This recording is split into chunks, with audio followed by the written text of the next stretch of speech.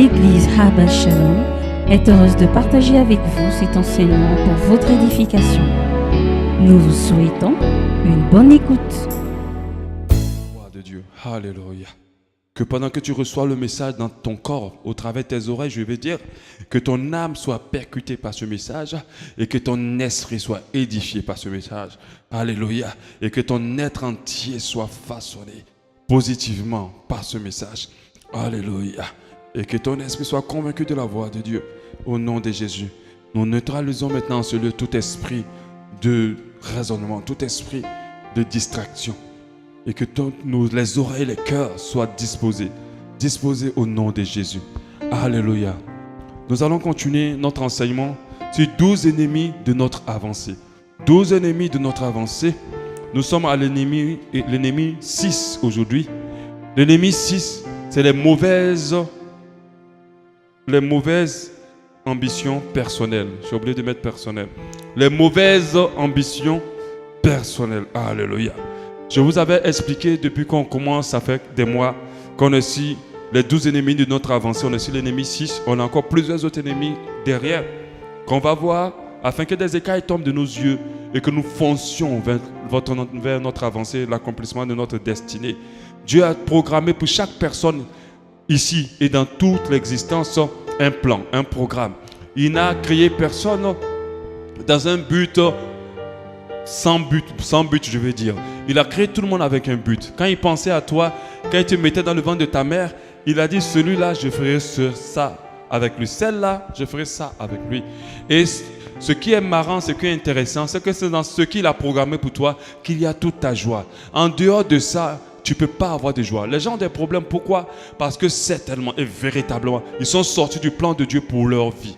Quand tu sors du plan de Dieu pour ta vie, c'est comme si tu sors d'une maison et tu t'exposes à un soleil. Alors tu auras tous les problèmes qu'il faut. Alléluia. Tous les problèmes qui vont t'atteindre. Et c'est pour ça que beaucoup ont des soucis, ont des problèmes. Parce qu'ils sont sortis de ce plan. Mais vous savez, le diable a mis, dès notre naissance, a programmé aussi un plan pour nous. Un plan pour nous détruire. Un plan pour nous éloigner du plan de Dieu. Et un plan pour nous mettre dans la souffrance. Je précise que dans le plan de Dieu, il y a notre salut. Celui qui est en dehors du plan de Dieu ne peut pas être sauvé. Impossible. C'est dans le plan de Dieu qu'il y a notre salut. C'est dans le plan de Dieu qu'il y a notre épanouissement, notre bonheur. Alléluia. Donc le diable va mettre plusieurs choses sur notre chemin pour nous empêcher d'avancer dans ce plan-là, ou nous détourner, c'est-à-dire nous enlever dans ce plan, dans ce programme, ou nous ralentir, c'est-à-dire qu'on peut être dedans, mais on va avancer un peu au lieu d'avancer vite, ou bien dans le rythme, je dirais plutôt dans le rythme de Dieu. Je précise que Dieu est un Dieu de précision. Le Dieu qu'on adore est un Dieu de précision. Le temps avant le temps de Dieu n'est pas le temps de Dieu. Le temps après le temps de Dieu n'est pas le temps de Dieu. Même si c'est avec une milliseconde, ce n'est pas le temps de Dieu. Donc nous devons comprendre qu'au stade où nous vivons, nous devons savoir qu'est-ce que Dieu veut qu'on fasse et comment y rentrer, et y rentrer avec précision. Alléluia. C'est pour cela que j'avais donné cet enseignement, ce séminaire sur entendre Dieu avec précision. Je vous encourage à pouvoir l'écouter. Donc parmi les ennemis, on voit l'ennemi 6 aujourd'hui. Les mauvaises ambitions personnelles. Les mauvaises ambitions personnelles peuvent se positionner comme un ennemi redoutable de notre avancée dans l'accomplissement de notre destinée. Alléluia. Notre verset de base, Luc 12, 18. Luc 12, 18, on le prend ensemble, c'est bon? Luc 12, 18, pour ceux qui ont la Bible, je vous encourage quand vous venez à l'église d'apporter une Bible. C'est très important, comme je l'ai dit dans les enseignements sur garder des faux prophètes, il faut toujours vérifier. Même si vous avez confiance en moi, je ne vous encourage pas d'avoir une confiance aveugle en moi. Ayez confiance aveuglement en Dieu et à sa parole. Donc il faut toujours avoir la Bible pour vérifier, c'est très important. Luc 12, 18 dit, voici, dit-il, ce que je ferai. Donc c'est une personne qui est en train de dire ce qu'il va faire, mais c'est une personne en réalité qui est en train d'expliquer son plan, son programme, ses ambitions. Voici ce que je ferai. J'abattrai mes greniers, j'en bâtirai de plus grands. Donc j'abattrai mes greniers, j'en bâtirai de plus grands. J'y amasserai toute ma récolte et tous mes biens. Au verset 19, et je dirai à mon âme, tu as beaucoup de biens en réserve pour plusieurs années. Repose-toi, mange, bois et réjouis-toi. Mais Dieu lui dit, insensé. Dieu dit à cette personne-là qui a un plan, qui a une ambition, qui a un programme, qui veut faire quelque chose de sa vie, qui a dans son esprit a une chose qu'il veut faire demain et auquel il tient vraiment. Mais Dieu lui dit, insensé, cette nuit même, ton âme te sera redemandée. Et ce que tu as préparé, pour qui sera-t-il? Il en est ainsi de celui qui amasse des trésors pour lui-même. Celui qui amasse des trésors pour lui-même et qui n'est pas riche pour Dieu. Une personne qui n'est pas riche pour Dieu. Alléluia. Donc on s'arrête là. C'est quoi une ambition? Alléluia. C'est quoi une ambition? Une ambition est un désir ardent de posséder quelque chose, de parvenir à faire quelque chose. C'est-à-dire quoi? Pour expliquer un français plus terre à terre, c'est lorsque tu as envie de faire quelque chose d'important de ta vie. Tu as envie de construire une maison, tu as envie de voyager quelque part, tu as envie de te marier, vraiment, tu as envie d'aller dans tel endroit, tu as envie de faire quelque chose. Ça, on appelle ça une ambition. C'est-à-dire que c'est un désir que dans ton cœur, c'est-à-dire que moi là je vis, juste avant que je meure là, voilà ce que je vais faire. C'est ça une ambition. C'est aussi un désir ardent de gloire aussi. Quand quelqu'un a ambition, c'est-à-dire moi là, je veux réussir. Je veux que quand je retourne dans la famille, tout le monde me reconnaisse, tout le monde me voit. Une ambition, un désir ardent d'honneur. Donc je veux réussir, je veux qu'on me voit. Une de réussite sociale. Donc elle peut être résumée clairement par une envie, un désir qui est ardent en nous afin d'obtenir quelque chose, d'atteindre un objectif, d'avoir quelque chose, de parvenir à quelque chose, de réussir quelque chose, de posséder quelque chose. Amen. Donc c'est quelque chose qui est en nous, qui boule, pour laquelle on vit et qui est un désir. Ce n'est pas seulement un désir simple. Parce que quand on dit ambition, ce n'est pas un désir simple, c'est un désir ardent. C'est quand tu te lèves, c'est la chose comme toi. Moi, je ne peux plus continuer à louer. Il faut que je construise ma maison. Moi, je ne peux plus continuer à prendre le taxi. Il faut que je construise, il faut que j'achète ma voiture. Moi, je ne veux plus continuer à être seul. Il faut que je me marie. Mais c'est ardent. C'est dans mon cœur tous les jours, c'est dans notre cœur. C'est ça qu'on appelle une ambition. Un chrétien peut-il avoir des ambitions? Est-ce qu'un chrétien peut-il être ambitieux? C'est la question qu'on se pose. Parce que généralement, quand vous voyez des gens parler, vous avez l'impression que non, le chrétien ne doit pas être ambitieux. Est-ce qu'un chrétien peut avoir des ambitions? Bien sûr que oui. Un chrétien peut être ambitieux. Je dirais, doit être même ambitieux. Alléluia. Doit avoir un désir ardent dans son cœur pour des choses qu'il veut réaliser avant de quitter ou bien faire, mais obtenir ou posséder avant de quitter ce monde. Alléluia. Ce n'est pas un problème. Car ce qu'on désire, car ce qu'on ne désire pas, on aura du mal à l'obtenir. C'est que si ton cœur n'a pas un désir ardent pour certaines choses, tu ne pourras pas l'obtenir. Tu ne pourras pas les avoir. Alléluia. Si nous désirons ardemment plus, alors nous allons pouvoir avoir la grâce d'obtenir plus. Alléluia. Donc c'est normal qu'un chrétien ait des ambitions. La Bible dit en Psaume 37, 4, fais de l'Éternel tes délices et il te donnera ce que ton cœur désire. Donc Dieu n'a pas de problème qu'un chrétien désire ardemment quelque chose. Il n'a pas de problème que dans ton cœur tu veux ardemment, avant que tu ne quittes ce monde, faire quelque chose. Il n'a pas de problème avec. Alléluia. Il n'a pas de problème avec. L'ambition nous permet en tant que chrétiens de constamment nous améliorer et de ne pas se reposer sur nos acquis. Donc si tu n'as pas d'ambition, ta vie va être plate. Il y a des choses que tu ne pourras pas évoluer. En fait, c'est ce que ça veut dire. Tu ne pourras pas évoluer. Il y a des personnes qui ne sont pas ambitieuses. C'est-à-dire, elles sont arrivées à un niveau où elles passent leur temps à pleurer, à se plaindre, mais elles n'ont pas d'ambition. Elles n'ont pas envie de se battre pour quelque chose ou d'obtenir quelque chose. Elles ne sont pas ambitieuses. Elles ont juste des envies simples, mais elles n'ont pas des désirs ardents. Ok? Donc du coup, il y a plein de choses qu'elles ne pourront pas voir, il y a plein de choses qu'elles ne pourront pas expérimenter. Par contre, un chrétien peut être ambitieux. Celui qui n'est pas ambitieux se positionne déjà à obtenir peu, à ne pas atteindre grand, à ne pas y arriver. Donc si tu n'as pas d'ambition, tu te crées déjà un blocage. Ok? Donc l'ambition, le fait qu'un chrétien soit ambitieux, le fait qu'un chrétien dise je veux construire ma maison, ce n'est pas mauvais. Le fait qu'un chrétien dise je veux voyager pour aller en France, ce n'est pas mauvais. Ok? Le fait qu'un chrétien dise moi, j'aimerais vraiment chanter à la gloire de Dieu, ce n'est pas mauvais. J'aimerais sauter un album, ce n'est pas mauvais, c'est de l'ambition, c'est un désir ardent, c'est quelque chose avec lequel tu te lèves tous les jours et que tu as envie de faire, pour laquelle tu te bats. Amen.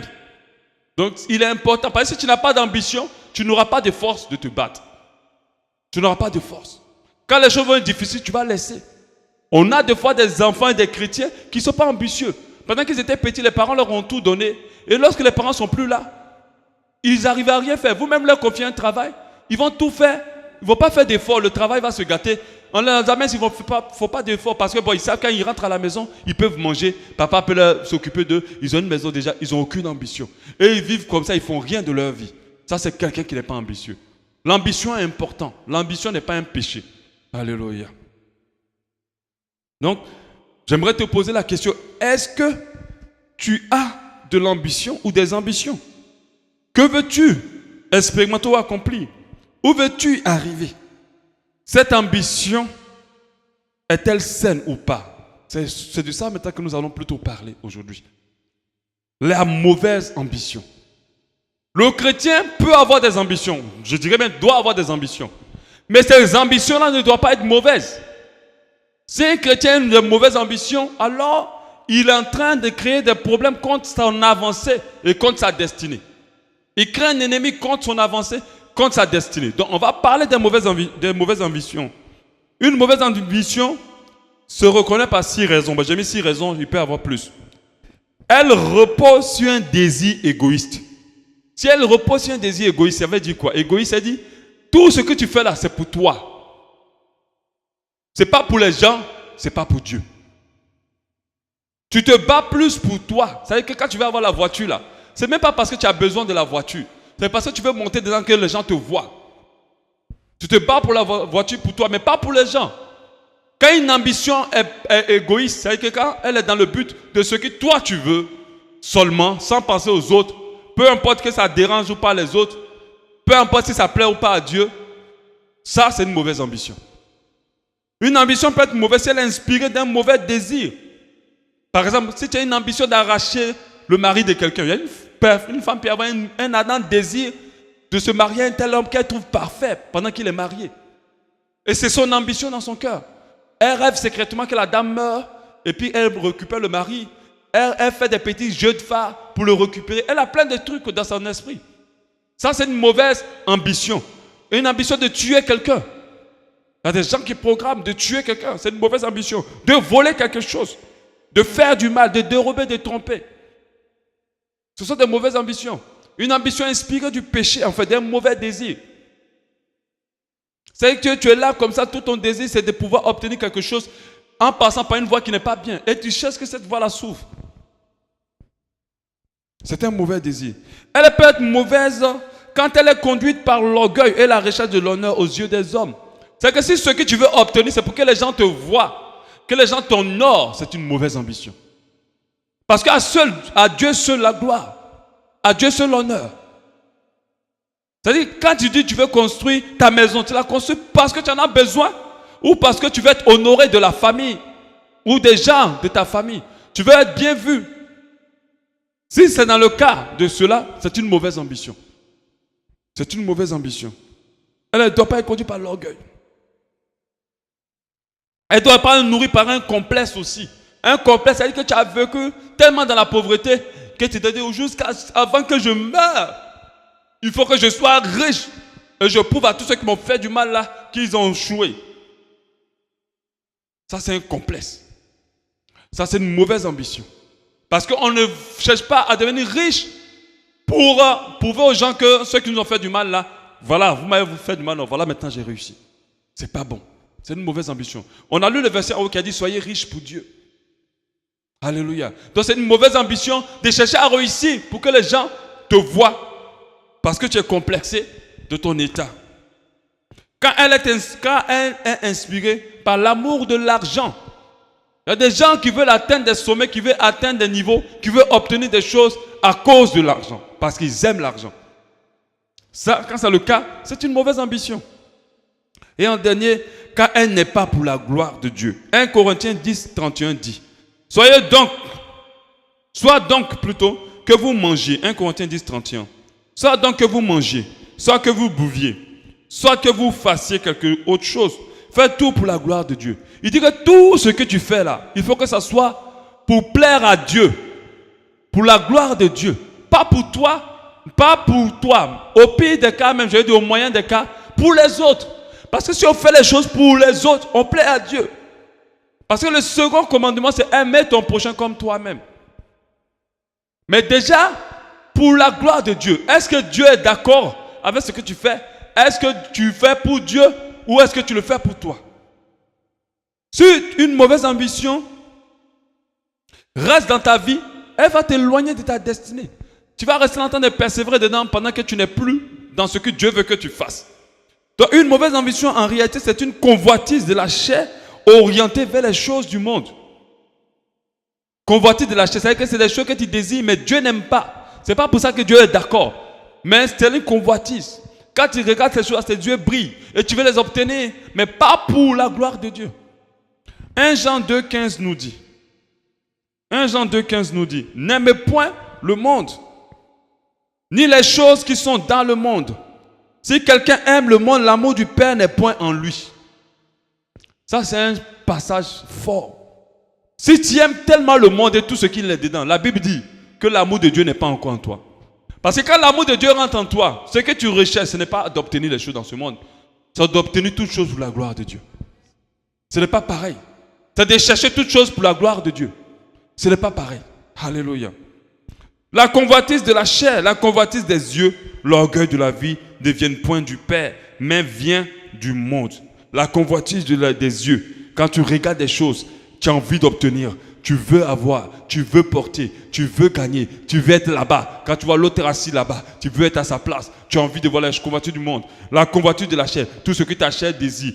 L'orgueil de la vie, tout ce que tu obtiens pour que les gens t'honorent, pour que les gens te considèrent, pour que les gens te voient grand.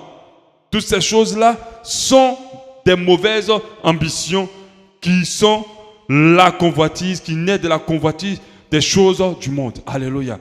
Et nous, en tant qu'enfants de Dieu, nous ne devons pas le rechercher. Le succès et la réussite. On ne peut pas parler d'ambition, ni de mauvaise ambition, sans parler du succès, sans parler de la réussite. Alléluia. Parce que tous ceux qui ont de l'ambition visent le succès ou la réussite. Je précise que c'est deux éléments différents. Même si on les confond deux fois quand on parle. Quand on parle de succès, c'est une forme de réussite instantanée. Or, quand on parle de réussite, ou bien momentanée. Quand on parle de réussite, c'est un aboutissement à quelque chose. C'est-à-dire qu'on est arrivé à faire quelque chose. Or, le succès, pendant un moment, ça peut marcher. Mais si demain tu écroules, on ne parlera pas que tu as réussi. Amen. La réussite, c'est lorsque ça marche et ça ne s'arrête pas de marcher. On dit, ça, tu as réussi. Alléluia. Mais quand succès, beaucoup courent vers le succès, mais d'autres ne cherchent pas la réussite. La réussite est liée à la fin d'une chose. Or, le succès, c'est au déroulement. Beaucoup de personnes ou des stars ont du succès, mais ils n'ont pas réussi. Et la réussite selon les hommes n'est pas la réussite selon les dieux. C'est quoi la réussite? C'est quoi le succès? Selon Wikipédia, Wikipédia dit le succès, c'est une réussite financière éclatante. Ici, chez nous, dans le monde, quand tu as beaucoup d'argent, on dit que tu as réussi. Direct. On dit, ah, elle a réussi. Oh, ses enfants ont réussi. Oh, l'autre est ceci, l'autre est cela. Oh, il a construit, mais il a offert une maison à sa maman au village. Même les maisons qu'on offre à nos mamans au village, ce sont des maisons d'ambition, de mauvaise ambition. On ne donne pas aux mamans parce qu'on les aime. On les donne pour que tout le village sache qu'on a l'argent. Et ça, c'est pas bon. Dieu n'est pas dedans. Donc, quand tu as beaucoup d'argent, le monde dit que tu as réussi. C'est trouver la faveur du public. Ils ont défini aussi que la réussite, c'est trouver la faveur du public. Tu peux ne pas avoir beaucoup d'argent, mais tout le monde te supporte. Tout le monde dit, ah vraiment lui là, ah non, vraiment, vraiment, ah vraiment. C'est un bon gars, c'est un bon gars. C'est plaire au sexe opposé. Donc, toutes les femmes t'aiment. Tu as réussi. Alléluia. Ou tous les hommes veulent te marier. On dit, vraiment, la femme là, elle a réussi. Elle ne peut pas lequel des hommes elle veut. Faire facilement des conquêtes, on dit qu'il a réussi. C'est acquérir de bonnes positions au travail. Donc quand tu es maintenant DG de telle chose, on dit, oh, il a réussi. Ministre, président, on dit, il a réussi. C'est ce qui contribue au bonheur. Donc quand tu as tout ce qu'il te faut, on dit, tu as réussi. Sur cette terre, pour ton bonheur, on dit, tu as réussi. Tu as ta voiture, tu as tes 4 maisons, tu as ta femme, tu as tes enfants. Tu as mangé tous les jours à gogo, tu jettes beaucoup à la poubelle. On dit tu as réussi. Mais ça, c'est la définition des hommes. Donc, c'est une définition que la majorité des personnes ont. Même les enfants de Dieu ont cette même définition de la réussite. Pendant que c'est une grave erreur. Ce n'est pas la même définition de la Bible. On a vu des stars comme Marilyn Monroe qui avaient réussi en griffe selon les hommes. Mais je pense que quand vous regardez sa vie, je pense que vous ne pourrez pas désirer cette vie-là. Parce qu'elle-même haïssait cette vie jusqu'à ce qu'elle se suicide. Si tu avais réussi, tu ne te suiciderais pas. Au contraire, tu serais très content de vivre. Mais c'est suicidé. Elvis Presley, toutes ces stars-là, Michael Jackson, tout ça. On a dit qu'ils ont réussi. Leurs parents étaient fiers d'eux. Mais ce n'était pas la réussite. Et nous avons vu comment ils sont finis mal, malheureux. Donc cette définition n'est pas la même définition pour nous qui sommes chrétiens. Nous qui sommes en Christ, on n'a pas la même définition de la réussite et du succès. On ne doit même pas avoir la même définition de la réussite et du succès. Nous, on regarde toutes choses au travers des regards de Jésus. On ne regarde pas toutes choses au travers de notre propre intelligence et de nos propres pensées. Qu'est-ce que c'est que la réussite et le succès selon l'enfant de Dieu? Un, c'est obtenir les faveurs de Dieu. Lorsque la faveur de Dieu est sur quelqu'un, il a réussi. Alléluia. Lorsque les faveurs de Dieu accompagnent quelqu'un, la grâce de Dieu accompagne quelqu'un, il a réussi. C'est réussir à lui plaire par nos pensées. Lorsqu'on arrive à avoir des pensées comme il faut, on n'arrive pas à penser du mal aux deux gens, on n'arrive pas à penser à la chair, on n'arrive pas à penser au mauvais péché, on a réussi devant Dieu. Par nos actions, à lui plaire par nos actions et par nos paroles. Avoir du succès, c'est réussir à accumuler des richesses spirituelles. Aussi avoir des richesses spirituelles et non pas avoir du matériel. Avoir du succès pour l'enfant de Dieu, c'est vivre jusqu'à la fin en restant fidèle à Dieu. Beaucoup de personnes acceptent Jésus, mais la grande majorité ne finiront pas avec Jésus. Ceux qui finissent avec Jésus ont réussi. Ceux qui n'ont pas fini avec Jésus ont échoué, même s'ils ont eu le monde et tout ce qu'il contient. Ils ont échoué. C'est vivre comme les grands héros de la foi. Matthieu 24, 13, on va le 24, 12 dit. Comme je le dis tout à l'heure, la fin d'une chose. Et parce qu'il l'iniquité, ce sera accru, la charité d'un plus grand nombre se refroidira. Le verset 13 plutôt, c'est ce qui m'intéresse. Mais celui qui persévérera jusqu'à la fin sera sauvé. Alléluia. Donc celui qui va garder la foi jusqu'à la fin a réussi. Parce que la Bible nous dit à quoi ça sert à une personne d'avoir 1000 maisons ici, de donner milliards de maisons à ses enfants, d'avoir un grand nom qu'on ne va jamais oublier de génération en génération. Parce que Bob Marley, par exemple, on n'oubliera jamais Bob Marley tant que le monde existera. On parlera de Bob Marley de génération en génération. Alors parce qu'il était un musicien exceptionnel à un moment donné. Mais est-ce qu'il a réussi? Non. Au contraire, au travers de sa vie, il a créé des milliers, des millions de drogués. Et il continue à en créer. C'est-à-dire lui-même là, Dieu ne peut pas dire l'enfer c'est fini pour toi. À chaque personne qui se convertit à Bob Marley, on ajoute encore les gens qui doivent le frapper encore. On augmente sa douleur. Donc il est dans l'enfer là, la douleur là ne fait qu'augmenter. Parce qu'à chaque anniversaire, il y a des personnes qui acceptent Bob Marley et qui fument la drogue. Il n'a pas réussi. Il n'a pas du tout réussi. Si l'apôtre Paul, qui est vraiment un modèle de foi pour nous, qui nous a donné une grande partie de comment nous devons marcher avec le Seigneur, y compris Jésus lui-même, si l'apôtre Paul était là et te disait qu'il voulait te dire quelque chose, il va te dire, si tu veux réussir mon enfant, fils de Dieu, il va te dire, accroche-toi à Dieu de toutes tes forces. Accroche-toi à Dieu de toutes tes forces si tu veux réussir, selon la réussite de Dieu. Mets-le en premier dans ta vie. Donc mets-le premier. Chaque jour de la semaine aussi. Mets-le en premier dans ton agenda. C'est-à-dire que tous les programmes que tu fais, tous les endroits et les rendez-vous, il faut que Dieu soit en premier. Dans ton chéquier, ton argent. Il va où? Il est consacré plus à quoi? À toi ou à tes ambitions personnelles et mauvaises? Ou à Dieu? Mets-le en premier dans ton chéquier. Donne-lui la place d'honneur dans ta maison. Dans ta maison, est-ce qu'il est présent? Est-ce qu'il est là? Qui est là? Offre-lui ta vie, la vie qu'il t'a donnée. Donc, offre-lui ta vie, si tu veux réussir. Il te dira en deuxième point, traite les autres correctement. Agis correctement envers tous. Peu importe la couleur de peau, peu importe les personnes, ni les vêtements. Ne tiens pas compte de l'apparence des gens. Aide tout le monde, respecte tout le monde, jeune, vieux, intelligent ou pas. s'il te ressemble ou pas, s'il est d'accord avec toi ou pas. Aime tout le monde, respecte tout le monde. Il te dira d'aimer les gens vraiment. Il va te dire aussi une chose qui est très importante, parce que c'est 3 niveaux très importants. Faire de Dieu ton centre, le centre de ta vie, en tout niveau. En deuxième niveau, aime les gens et traite-les correctement. Ne rends pas le mal par le mal, mais fais du bien aux gens et aime les gens. Dis du bien des gens. En troisième, il va te dire, ne t'assois pas, ne sois pas paresseux. Travaille. Investis-toi. Travaille dur, sois courageux. Ne paraisse pas au boulot ou dans le domaine de la foi. Mais il y a des enfants de Dieu qui dorment dans le bureau, qui travaillent seulement quand le patron est là. Quand le patron n'est pas là ou la patronne n'est pas là, ils ne travaillent pas. Il y a des enfants de Dieu qui ne sont pas prêts à travailler lorsqu'on leur propose des boulots difficiles. Tu ne pourras pas réussir. Si tu appliques ces 3 choses, tu expérimenteras la réussite selon Dieu. Alléluia.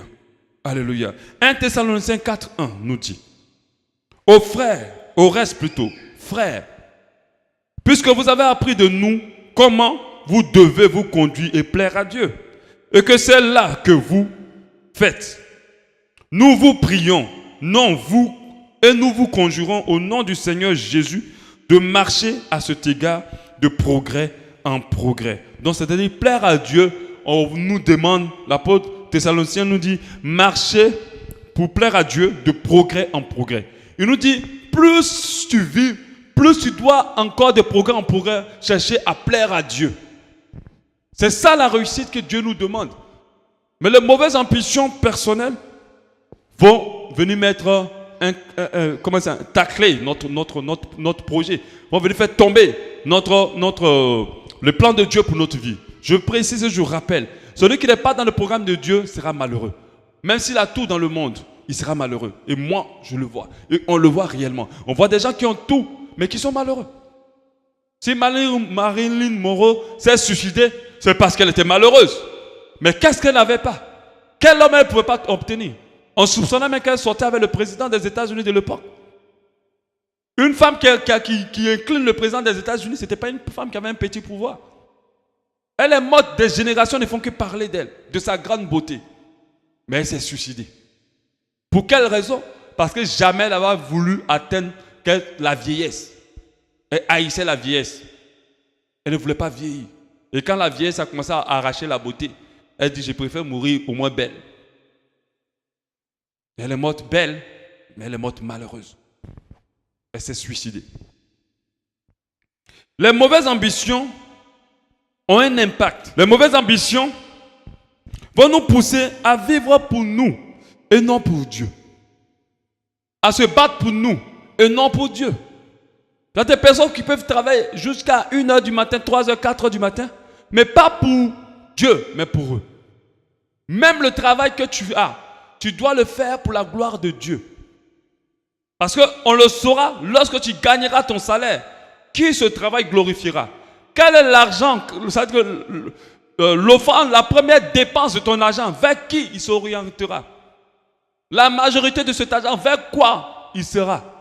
L'origine de cet argent, d'où il vient? Est-ce qu'il est pur? Est-ce qu'il est un argent de la corruption ou de l'argent qui sort vraiment d'un travail pur? Faites très attention. Quand on se laisse conduire par les mauvaises ambitions, nous ne vivons plus pour Dieu, mais pour nous-mêmes. Il faut comprendre que le plan de Dieu, c'est le plan de Dieu. Si tu n'es pas dans le plan de Dieu, tu vas être certainement dans ton propre plan ou le plan du diable. Et si tu es dans ton propre plan, tu vas sortir de ta destinée, tu vas sortir de ton avancement et tu vas te trouver dans des positions où tu ne pourras pas y arriver. Je précise que les gens souffrent parce qu'ils ne sont pas dans le plan de Dieu. Si tu es dans le plan de Dieu, tu ne peux pas souffrir. Tu peux avoir des problèmes, même ne pas avoir de l'argent, mais tu seras heureux. Tu seras joyeux, tu seras en paix. Qu'est-ce qu'on peut vendre ou échanger avec la paix? Rien. Mais si quelqu'un te donne des milliards, et comme d'autres le font, ils ont des milliards, mais tous les jours, des esprits doivent venir coucher avec eux la nuit. Les esprits doivent venir les violer chaque nuit. Mais ils ont des milliards. Ils ont des milliards. Tous les vendredis, ils ne doivent pas manger. Jusqu'à pendant 24 heures, par exemple. Il doit aller dans un cimetière et faire des rituels. L'argent que l'esprit lui donne, il doit le dépenser avant une certaine heure. S'il ne le dépense pas avant une heure, il devient fou. Il est constamment sous pression. Mais il a les milliards. Quand toi, maintenant qui es rempli d'ambition, quand tu le vois, tu dis, vraiment, si je pouvais être comme lui. Les mauvaises ambitions. Si tu vois quelqu'un de riche qui a réussi et que tu l'envies, fais attention à ton cœur. Fais attention à ton cœur. Fais attention à ton cœur. Et une chose que je rajoute, que je dis toujours, on ne peut pas tirer deux choses à la fois. Les gens aiment beaucoup ça. On attrape Dieu, et puis on attrape le monde. Et puis on veut que les deux soient avec nous. Fais ton choix. Parce que Dieu ne se mélange à rien. C'est comme de l'huile. Tu vas le mélanger dans l'eau jusqu'à ce que lui remonte. Un moment, tu vas voir que Dieu n'est plus là. C'est l'eau seule qui est restée. Et c'est ce que les hommes ont la facilité. On attrape Dieu. Après, on attrape le monde. On veut les mélanger les deux dans nos vies. Quand ça va, on fait Dieu. Quand ça ne va pas, on fait le monde. Et puis après, on veut que tout marche. Les mauvaises ambitions personnelles. Beaucoup de personnes interprètent mal le passage qui est en Luc 12, 21. Il en est ainsi que celui qui amasse des trésors pour lui-même et qui n'est pas riche pour Dieu. Quand on parle d'être riche pour Dieu, beaucoup de personnes l'interprètent mal. J'ai écouté des enseignements dit, il faut que tu sois riche pour Dieu. La parole de Dieu dit que tu dois être riche pour Dieu. Nous ne devons pas être pauvres. Abraham était riche, Salomon était riche, Jésus même avait une tenue de riche, ainsi de suite, ainsi de suite. Et on lance plein de paroles pour pousser les gens et jeter les personnes vers maman. Il n'y a aucun Dieu, aucun esprit mauvais avec qui Dieu s'est comparé.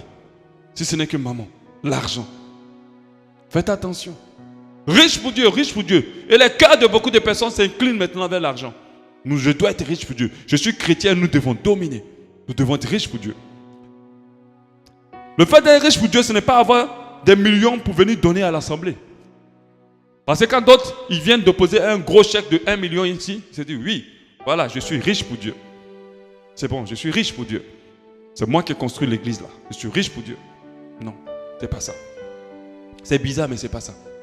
Riche pour Dieu, c'est pas avoir des millions pour réaliser des choses pour Dieu. Non. C'est pas ça. Déjà, ce n'est même pas le fait d'être riche parce qu'on est chrétien. Ok? Ça, il faut t'enlever. Quand tu es riche parce que tu es chrétien, tu n'es pas riche pour Dieu. C'est pas ça être riche pour Dieu. Riche pour Dieu, voilà, comme je dis, ce n'est pas parce qu'on doit être riche parce qu'on est chrétien. Mais être riche pour Dieu, c'est de vivre, faire, agir, penser, obtenir, gagner toutes choses pour Dieu. C'est quoi que tu fasses, c'est Dieu qui doit te l'inspirer. Quoi que tu cherches, c'est Dieu qui doit te l'inspirer. Quoi que tu veux, c'est Dieu qui doit te l'inspirer. Parce que la richesse pour Dieu n'est pas seulement matérielle. Le fait que quelqu'un ouvre la bouche toujours pour édifier les autres, il est riche pour Dieu. Alléluia. Le fait que quelqu'un donne du temps pour les autres, à cause de Dieu, il est riche pour Dieu. Qu'est-ce que tu fais? Quoi que tu fasses, tu veux obtenir telle chose dans ton esprit, c'est ah, si je l'obtiens, là je pourrais faire telle chose. Vraiment pour faire tel, par rapport à l'église, par rapport aux gens, par rapport aux... C'est riche pour Dieu. Mais beaucoup travestissent ou comprennent très mal ce verset. Ils se battent et des fois ils prennent des voies très détournées pour avoir beaucoup d'argent, venir mettre dans l'église. C'est pour ça que tout le temps, quand nous prions, vous avez remarqué, nous disons toujours bénir et sanctifier ses offrandes. Parce qu'il y a de l'argent qui rentre ici qui n'est pas propre. Il y a de l'argent qui tombe dans les églises qui n'est pas propre. Elle vient à la sueur de la cuisse, deux fois. Tu t'es bien donné à quelqu'un, il t'a donné l'argent et tu viens faire la dîme ou l'offrande de cet argent, sans avoir peur. Parce que sur le pasteur, ça peut faire payer quelque chose pour l'église, c'est bon, tu ne dis pas la vérité. Tu fais un faux coup, une grosse corruption. Tu viens, tu offres des choses à l'église, mais tu viens mettre ça dans la caisse de l'église. Et quand tu marches, tu dis, nous sommes riches, nous dominons. Nous devons dominer. Je vais te dire une chose. Ce qui permet de dominer efficacement, c'est l'amour. C'est l'amour de Dieu.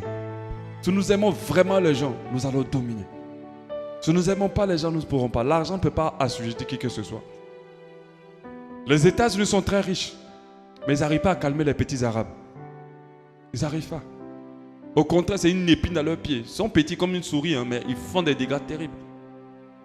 L'argent ne peut pas, c'est l'amour. S'ils apprenaient à aimer les Arabes, vraiment, et ne pas aller les exploiter pour tout ce qu'ils ont. La haine des Arabes a une origine. Il ne faut pas leur jeter que la pierre. Ces personnes ont été beaucoup maltraitées, ils ont beaucoup souffert. On a tué les enfants pour rien, à cause de leur pétrole, à cause de leur terre, à cause de leurs minerais. À cause de leur religion, on les a fait des choses, on a violé leurs femmes, on a massacré plusieurs personnes. La haine qu'ils ont, elle est inspirée de quelque chose, mais elle n'est pas justifiée devant Dieu. Alléluia. Parce que les chrétiens sont passés en premier par là. Alléluia. Les personnes qui ont été maltraitées de la sorte, c'était les enfants de Dieu. C'était obligé de se cacher dans des grottes pour adorer leur Dieu. On les violait, on les maltraitait, on les brûlait, on les tuait. Alléluia.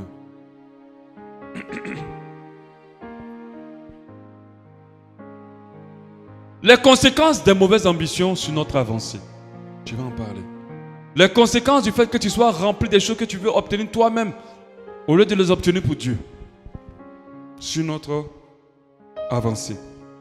La première conséquence ici, les mauvaises ambitions étouffent le plan de Dieu sur notre vie. La Bible nous dit en Ésaïe 55, 9, autant les cieux sont élevés au-dessus de la terre, autant mes voix sont élevées au-dessus de vos voix et mes pensées au-dessus de vos pensées. Ce que tu veux obtenir, est-ce que tu es sûr que c'est ce que Dieu veut que tu obtiennes?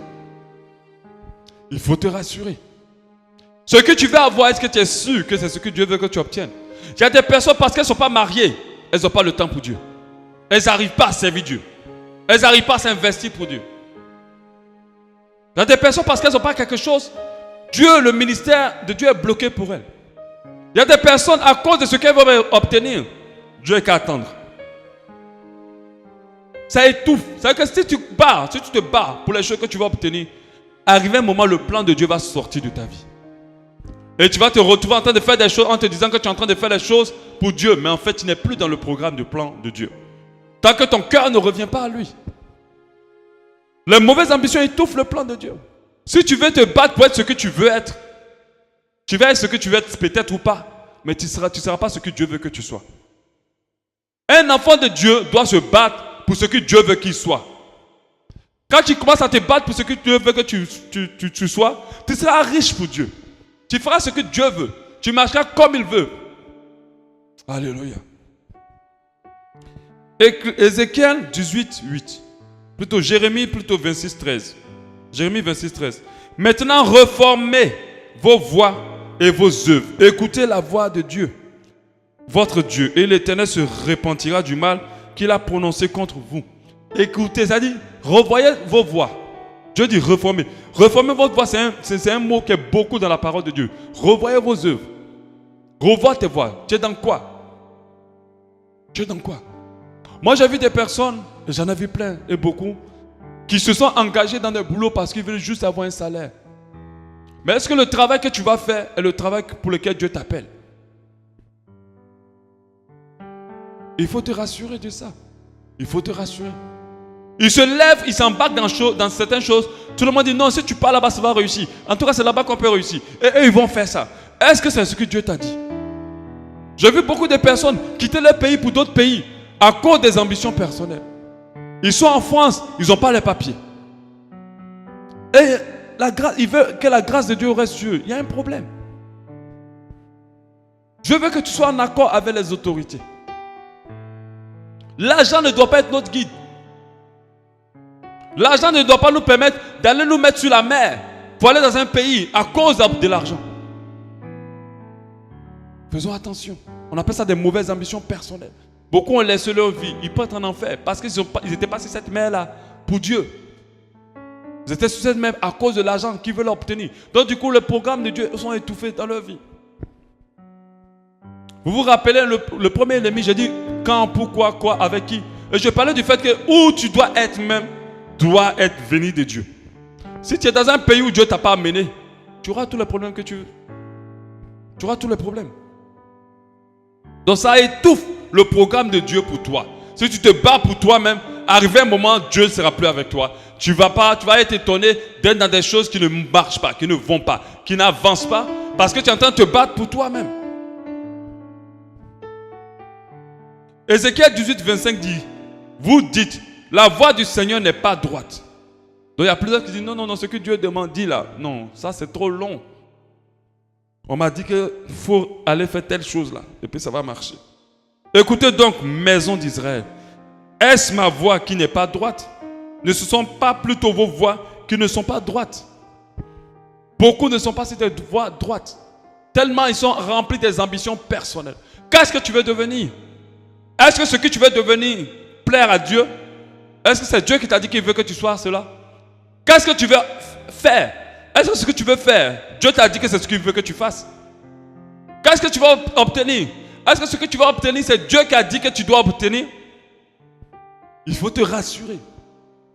Vaut mieux prendre du temps dans quelque chose qui avance lentement et sûrement et d'atteindre le niveau que Dieu veut que tu atteignes et d'être dans la voie que Dieu veut que tu suives et d'être sauvé et de glorifier Dieu par ta vie sur cette terre que d'être dans quelque chose de rapide pour après se bloquer et être dehors de la volonté de Dieu. Dieu me donne cette pensée. Celui qui est en dehors du plan de Dieu va mourir. Mourir déjà spirituellement. Beaucoup de chrétiens ont perdu leur foi parce qu'ils ont suivi leur propre ambition. 2. Les mauvaises ambitions peuvent conduire au péché. Peuvent conduire au péché. Si tu te bats pour ta vie, tu vas te trouver dans le péché, dans l'impudicité. Tu vas te trouver dans la fornication, dans le sexe. Tu vas te trouver dans le vol, dans la convoitise. Tu vas te trouver dans la pornographie. Tu vas te trouver dans beaucoup de choses. Tu vas te retrouver dans la corruption. Tu vas te retrouver dans la désobéissance. Tu vas te retrouver dans la malhonnêteté. Tu vas te retrouver dans le parti charnel, dans la débauche. Parce que tu veux réussir pour toi. Le monde est dans tout ça parce qu'ils vivent pour eux. Quand une personne qui n'a pas été régénérée, qui n'a pas reçu Jésus, se lève le matin, ce n'est pas à Dieu qu'il pense. C'est à lui. Et qu'est-ce qu'il peut obtenir? Et qu'est-ce qu'il va obtenir? Et là, il y a un problème. Romains 1, 24 nous dit: c'est pourquoi Dieu les a livrés. Donc Dieu a livré certaines personnes à l'impureté, selon les convoitises de leur cœur, selon les mauvaises ambitions de leur cœur, en sorte qu'ils déshonorent eux-mêmes leur propre corps. Eux qui ont changé la vérité de Dieu en mensonge et qui ont adoré et servi la créature au lieu du Créateur, qui est béni éternellement. Amen. Qui ont adoré la créature au lieu du Créateur. Ambition personnelle. Ça peut conduire au péché. Si tu ne marches pas dans les voies de Dieu, tu vas tomber dans le péché. Tu vas vous dire une chose: Dieu ne comprend pas. Dieu ne comprend pas. Dieu ne comprendra jamais la raison pour laquelle tu es resté dans le péché. Il ne va jamais comprendre. Même s'il dit: Seigneur, c'était dur, c'était pas facile. Il ne peut pas comprendre ça. Personne ne viendra se justifier devant Dieu. Parce que ceux qui sont sauvés ne se justifient plus. Ils sont justifiés. Ils sont justifiés par la mort de Christ à la croix de Golgotha. Quand ils arrivent, ils rentrent. Ceux qui vont se justifier, qui vont être jugés, c'est ceux-là qui n'ont pas marché selon les voies de Christ et qui n'ont pas vécu pour Dieu. Donc Dieu ne va rien comprendre. Même si dans ce pays-là, une guerre civile explose et que tout le monde est mélangé, que tout le monde a fui, Dieu doit être toujours avec toi. Dieu doit être toujours avec toi. Le petit trouble que le Gabon a eu là, Dieu m'a convaincu que beaucoup sont retournés à la chair. Beaucoup ne priaient plus. Ils sont restés dans les calomnies. D'autres sont retournés à l'impudicité. Juste le petit trou. Imagine une guerre. Même dans la guerre, tu dois attraper toujours ton Jésus. Même si on va se retrouver caché à la forêt. Même si tu as froid jusqu'à fatigué. Tu vois la soeur, Jésus doit être avec toi. Tu vois le frère, Jésus doit être toujours avec toi. Tu ne le touches pas. Tu attends qu'il te marie d'abord. Même si vous pouvez vous marier dans la forêt, vous cherchez un maire aussi qui a fui.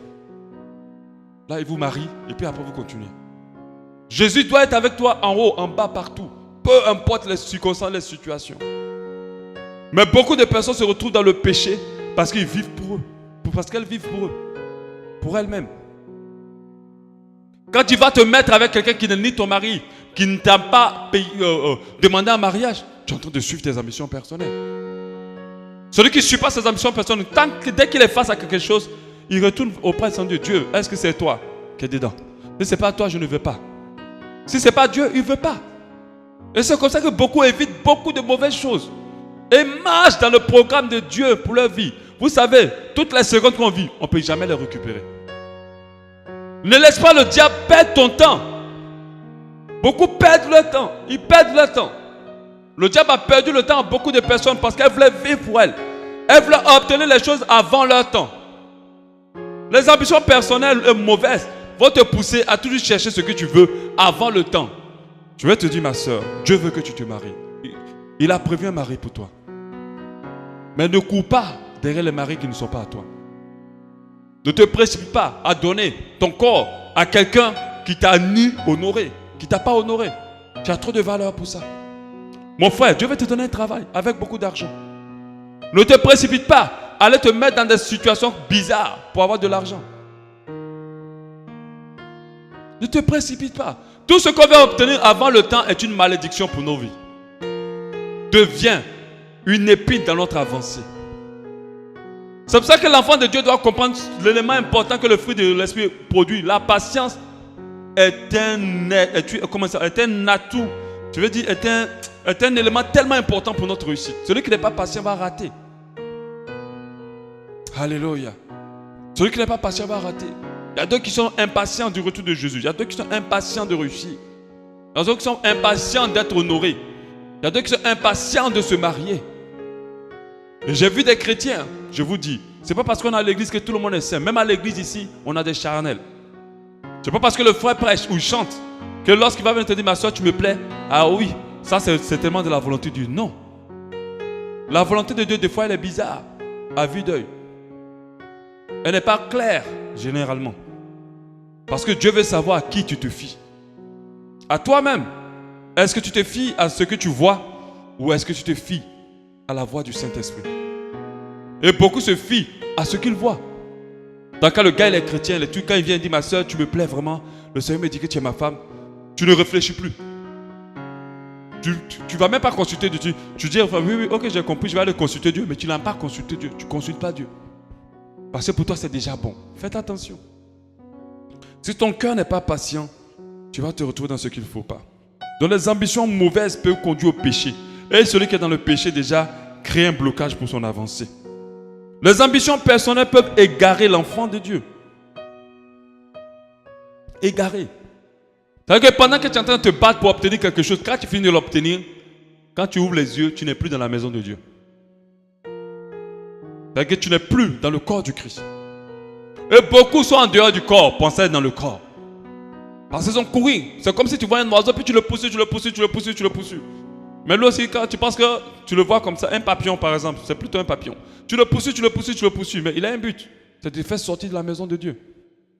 Attends que Dieu t'envoie la colombe qui soit à toi. Jésus n'est pas allé chercher la colombe, elle est venue s'asseoir sur lui. Alléluia. Attends, elle viendra se poser sur toi. Le jour où tu ne t'entends pas, elle va te remplir de la présence de Dieu, elle va te conduire dans les voies de Dieu. Alléluia. Sois patient. Dis à ton cœur, cœur, sois patient. Mon cœur, sois patient. Faut bien dire, mon cœur, sois patient. Attends le temps de Dieu. Attends le temps de Dieu. Alléluia. Dieu a fait de toi une personne qui réussira. Je le crois. Et quand je parle de réussite, je ne parle pas de la réussite selon les hommes. Mais les gens te regarderont. Ils auront envie d'être comme toi. Ils auront envie d'avoir ta vie. Et ça, c'est une véritable réussite. Pas par convoitise, parce qu'ils savent que tu as quelque chose qu'ils n'ont pas. Et une chose qui est rare. Avoir Dieu avec nous, c'est la chose qui n'a pas de prix. Alléluia. Même si tu es dans la disette que tu n'as rien, les gens vont envier la vie que tu as. Ils vont dire, mais tu brilles, mais comment tu fais? Ils vont aimer la paix qui est en toi. Alléluia. Et je crois que c'est des choses que le cœur charnel ne recherche pas réellement. Mais quand ils finissent d'obtenir tout ce que leur convoitise leur a permis d'avoir, ils veulent maintenant ça. Comme je dis, ils veulent avoir Dieu et ils veulent avoir le monde. Et d'autres se retrouvent seulement qu'avec le monde, sans Dieu. Parce que Dieu ne se mélange pas avec le monde. 1 Timothée 6:8 dit, si donc nous avons la nourriture et les vêtements, c'est ce que la parole de Dieu dit. Si donc nous avons la nourriture et les vêtements, cela nous suffira. Ça veut dire que ce que tu as obtenu, rends grâce à Dieu à ça. Ne cherche pas à avoir plus. Parce que tu vas avoir plus. Je n'ai pas dit ne cherche pas à être ambitieux. Ne cherche pas à avoir plus. Ne laisse pas ta convoitise te pousser à chercher à avoir plus. Mais ceux qui veulent s'enrichir, la Bible dit, mais ceux qui veulent s'enrichir tombent dans la tentation, dans le piège et dans beaucoup de désirs insensés, pernicieux qui plongent l'homme dans la ruine et la perdition. Les mauvaises ambitions nous égarent. Car l'amour de l'argent est la racine de tous les maux. Et quelques-uns, en étant possédés, se sont égarés loin de la foi et se sont jetés eux-mêmes bien loin des tourments, dans les tourments. Dans bien de tourments. Donc, l'ambition personnelle va nous égarer pour Dieu. Tu vis pour qui? Si tu vis pour Dieu, alors tu resteras dans la voie de Dieu. Si tu vis pour toi-même, alors tu sortiras. Mais Dieu me donne une pensée. Il y a d'autres même qui ne vivent pas pour eux. Ils vivent pour leurs enfants ou pour leur mari. Même ça même peut les égarer. Il y a des mamans qui sont obligées d'aller coucher parce qu'elles ne peuvent pas regarder leurs enfants qui n'ont pas mangé. Je dis, devant Dieu, il n'aura aucune compréhension du péché. Même si tu allais te donner, tu partais juste coucher pour donner à manger à tes enfants, Dieu ne comprendra pas. Parce que tu as été impatient. Qui prend soin des enfants? Ce n'est pas toi. Avec toute ta force, toute ta capacité, même si tu mets 1000 caméras sur tes enfants, tu ne peux pas les empêcher de mourir. Alléluia. Tu ne peux pas les empêcher de devenir des bandits. Seul Dieu garde nos enfants. Et j'aimerais apprendre cela aux parents. Apprenez à confier vos enfants à Dieu. Apprenez à confier la protection de vos enfants à Dieu. Apprenez à remettre l'entretien de vos enfants entre les mains de Dieu. Parce que l'argent qu'on obtient est un faux maître, est un méchant maître, est un maître bizarre. Il peut être avec toi aujourd'hui, demain il ne sera pas. Peu importe tous les efforts que tu feras, il peut ne pas être. Et comment tu vas donner à manger à tes enfants? Ne te donne pas à qui que ce soit pour donner à manger à tes enfants. Même si devant les hommes c'est quelque chose de noble. Oui, elle est obligée, mais comment on va faire? Les enfants vont mourir. Les enfants ne mourront pas. Parce que tu vas être étonné. Celui qui commence à faire un peu confiance à Dieu, il va voir comment Dieu est puissant. Tu seras étonné que l'argent va tomber sur toi sans même comprendre. Quelqu'un va t'appeler, oui, viens, Dieu m'a dit de penser à toi, voilà. Quelqu'un va t'appeler, mais il y a un boulot quelque part, on cherche une fille, hein. Va. Mais tu ne pourras jamais avoir ces ouvertures-là tant que tu es pressé. Les enfants auront faim, 2 ou 3 jours, tu vas pleurer, tu auras mal. Mais lève les yeux vers le Seigneur. Après, tu vas voir ce qu'il fera. Alléluia. Alléluia. Dis à mon cœur, je fais confiance totalement à Dieu. Mon cœur, fais confiance totalement à Dieu. Alléluia. Alléluia. Peu importe la teneur et la puissance de l'ombre de la vallée de la mort, ton Dieu te sortira de là. Alléluia. Peu importe la puissance et la teneur des problèmes, ton Dieu te sortira de là. Mais à condition que tu lui fasses confiance et que tu abandonnes tout ce qui ne l'honore pas. Parce que Dieu n'est pas avec celui qui n'est pas avec lui. Alléluia.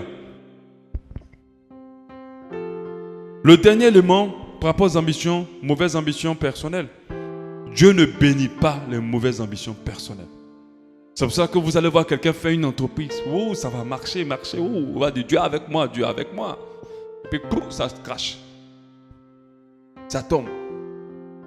Dieu ne bénit pas les mauvaises ambitions personnelles. Il n'est pas avec eux. Les gens du monde sont obligés d'user du diable pour maintenir leur bénédiction. Ils sont obligés de donner du sang au diable pour garder.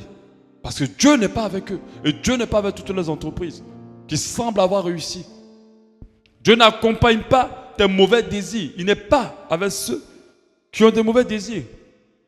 Quand on prend l'histoire avec Saül plutôt.